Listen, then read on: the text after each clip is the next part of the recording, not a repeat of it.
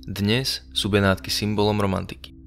Turisti, gondoly, kanály predkávajúce mesto a pomaly stúpajúca voda. Ale kedysi boli niečím úplne iným. Kedysi to bola jedna z najbohatších a najmocnejších námorných veľmocí na svete.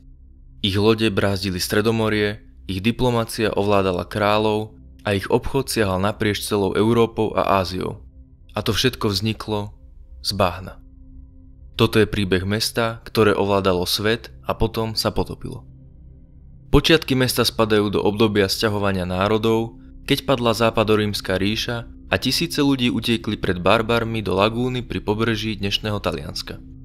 Skryli sa na malých, bahnitých ostrovoch, kde nepriateľ nemohol použiť kone, katapulty ani armády. Z osady chatrčí na drevených pilótach sa postupne vyvinulo sebavedomé mesto. Mesto bez kráľa, cisára či pápeža. Benátky. Postupne sa premenili na štát, respektíve republiku. Táto republika síce nemala žiadne surovinové zázemie a takisto ani žiadnu armádu, no mali lode. Lode, ktoré začali využívať na obchod a postupné vytváranie bohatstva. Benátky sa tak stali bohatou a sebavedomou republikou s vlastnými pravidlami. Obyvatelia si rýchlo uvedomili, že vďaka polohe môžu ovládnuť obchod medzi Európou a Východom. Obchodovať začali s kadekým, najmä však s kresťanmi a moslimami. Postupne sa vypracovali až do takého bodu, kedy mali najväčšie lodenice v Európe a ich arzenál dokázal postaviť loď za jeden deň. Ešte raz opakujem, loď za deň, v stredoveku. Samozrejme, v tejto dobe už dokázali ich obchodné lode upraviť na vojnové, ak to bolo potrebné, a vybudovať si tak potrebný rešpekt. Avšak najväčšia vojnová skúška ich čakala počas krížiackych výprav.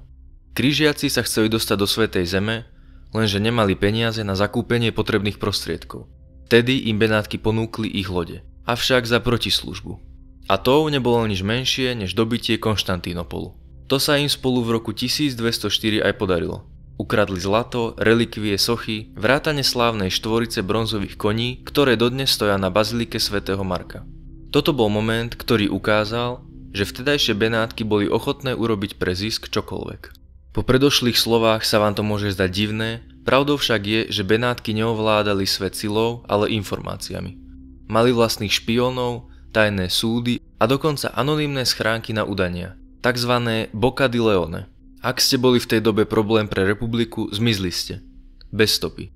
Tento ich systém bol stabilný, tvrdý a neúprosný, ale fungoval po celé stáročia, lenže všetko sa raz musí skončiť. Benátky ovládali obchod s korením, hodvábom a zlatom, ale v 15. storočí sa svet začal meniť. Portugálci objavili novú cestu do Indie, Španieli objavili nový svet a Benátky ostali v Stredomorí. Dalo by sa povedať, že zaspali. Ekonomika stagnovala a konkurencia rástla. A v roku 1797 prišiel koniec. Napoleon vstúpil do mesta a Benátska republika padla. Po viac než 1100 rokoch existencie a samostatnosti prišlo niekoľko rokov okupácie najprv zo strany Francúzska a neskôr aj zo strany Rakúska. Akú takú slobodu opäť získali až v roku 1866, kedy sa pripojili k zjednotenému Taliansku.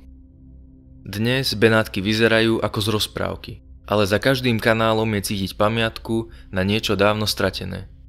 Mesto, ktoré kedysi ovládalo oceány, dnes bojuje s prílivom turistov. Počet obyvateľov klesá, domáci odchádzajú a voda stúpa. Ničí obytné budovy a takisto aj pamiatky z čias ich najväčšej slávy.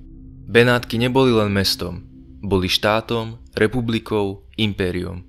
Vznikli z ničoho, no napriek tomu dokázali vytvoriť veľmoc založenú na obchode a inteligencii. A keď prišiel čas, nezanikli vo vojne, ale v tichu. Mesto, ktoré kedysi ovládalo svet, teraz potichu klesá pod morskou hladinou. To by bolo pre dnešok všetko, moje meno je Perín a my sa vidíme pri ďalšom videu.